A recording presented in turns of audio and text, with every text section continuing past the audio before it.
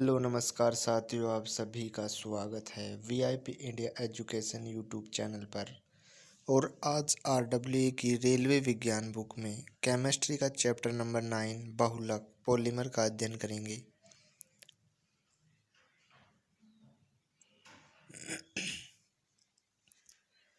बहुलक बहुलक शब्द दो ग्रीक शब्द पोली एवं मर, पोली यानी अनेक, मर यानी इकाई से मिलकर बना है। ये उच्च अणुभार वाले पदार्थ है जो असंख्य अणुओं के आपस में जुड़ने से बनते हैं। यह क्रिया बहुलकीकरण कहलाती है।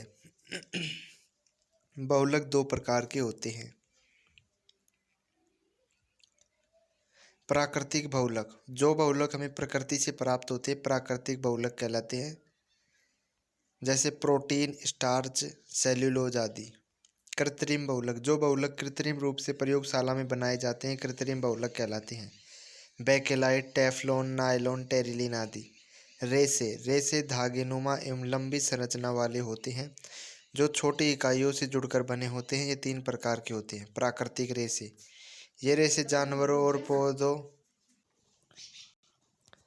रेसे फाइबर, रेसे धागेनुमा एवं लंबी संरचना वाले होते हैं जो छोटी इकाइयों से जुड़कर बने होते हैं। ये तीन प्रकार के होते हैं। प्राकृतिक रेसे, ये रेसे जानवरों और पौधों से प्राप्त होते हैं।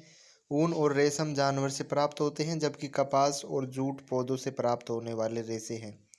अर्ध संश्लेषित रेसे, इस प्रकार के रेसे को प्राप्त करने के लिए कच्चा पदार्थ प्रकृति से प्राप्त करके उसे प्रयोगशाला में संश्लेषित किया जाता है, जैसे रेयोन यह एक अर्ध संश्लेषित रेशा है। इसके निर्माण में सेल्यूलोज कच्चे पदार्थ के रूप में प्रयोग होता है।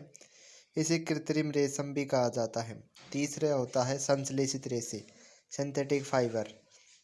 ये रेशे पूर्ण रूप से मानव द्वारा प्रयोगशाला में तैयार किए जाते हैं, जैसे नायलॉन है। नायलॉन सन 1931 में कोयले, जल और वायु से इसका निर्माण किया गया। यह प्रथम पूर्ण रूप से संश्लेषित रेशा है जिसके निर्माण में प्राकृतिक कच्चे माल का प्रयोग नहीं किया गया। नायलॉन के उपयोग, नायलॉन 66 का उपयोग तंबू, दांत साफ करने का ब्रश, जुराबे, रस्सी, स्लीपिंग बैग इत्यादि में निर्माण में किया होता है। पैराशूट बनाने में भी नायलॉन का ही प्रयोग होता है।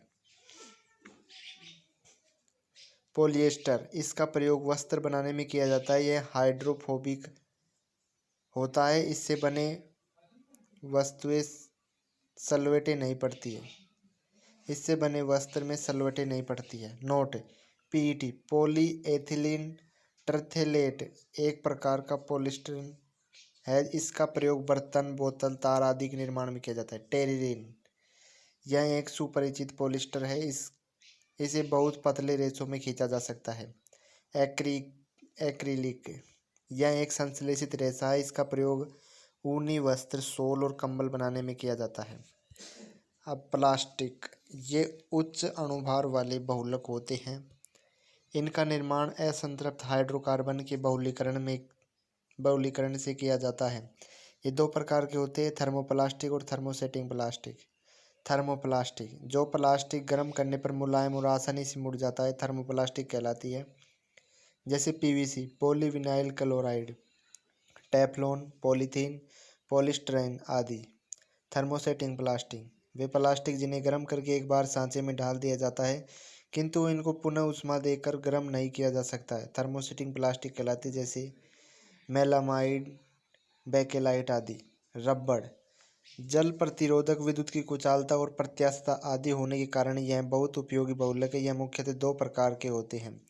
प्राकृतिक रबड़, यह आइसोप्रीन का बहुलक होता है। इसे हेविया वृक्ष के दूध से प्राप्त किया जाता है। प्राकृतिक रबड़ को सल्फर के साथ गर्म करने की क्रिया को वल्कनीकरण कहते हैं। संश्लेषित रबड़, यह ब्यूटाडाइन या क्लोरोप्रीन का बहुलक होती है। संश्लेषित रबड़ की प्रमुख उदाहरण है नियोप्रीन, थायोकोल, इयोप्रीन रबड़ आदि।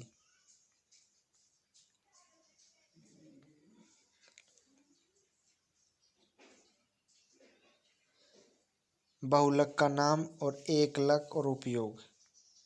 कैलोथेन इथेन एकलक है। उपयोग पैकिंग सामग्री में, घर के सामान व प्रयोगशाला में काम आने वाली सामान आदि में इसका उपयोग किया जाता है।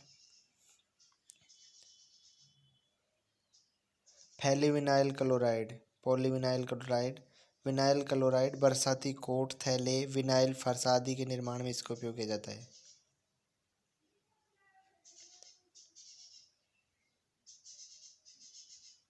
तीसरा है बेकेलाइट, फॉर्मेल्डिहाइड फिनोल से एक अलग है। इसका विद्युत फिटिंग, सुरक्षा लेप आदि में इसका उपयोग किया जाता है। मेलामाइन, मेलामाइन इसका एक अलग है। अग्निरोधी कपड़ों के निर्माण में इसका उपयोग किया जाता है। महत्वपूर्ण बिंदु, आसोप्रीन का रासायनिक सूत्र C5H8 होता है। बेकेलाइट का प्रयोग इलेक्ट्रॉनिक सामान बनाने में किया जाता है।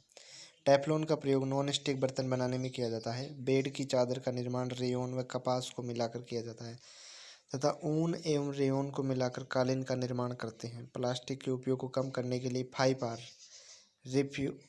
Refuse, reduce, reuse, recover, recycle सिद्धांत को अपनाना चाहिए। नायलॉन एक पॉलीअमाइड है। पॉलीकोट का निर्माण कपास व पॉलिस्टर को मिलाकर होता है। पॉलीवूल का निर्माण ऊन व पॉलिस्टर को मिलाकर होता है। रेनकोट के निर्माण में पीवीसी का प्रयोग किया जाता है। टेफ्लॉन टेट्राफ्लोरोएथिलीन का बहुलक है। विद्युत चालक तार की कोटिंग में पीवीसी का उपयोग किया जाता है। एथिलीन गैस का उपयोग प्लास्टिक निर्माण में किया जाता है। फर्श की टाइल के निर्माण में पीवीसी का उपयोग किया जाता है।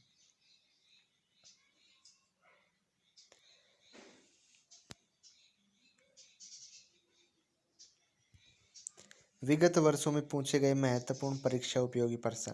क्वेश्चन नंबर फर्स्ट है, बहुप्रयोग प्लास्टिक की पानी की बोतलें खालिस्तान की कमी होती है। राइट आंसर हो जाएगा polyethylene, option number C. Question number 2, पहला मानव निर्मित संश्लेषित रेशा कौन सा है। राइट आंसर हो जाएगा option number C, nylon. Question number 3, PVC का पूर्ण रूप क्या है।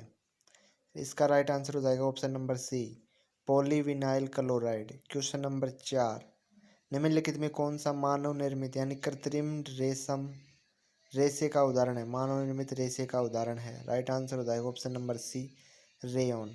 Thanks for watching, like the video, subscribe the channel.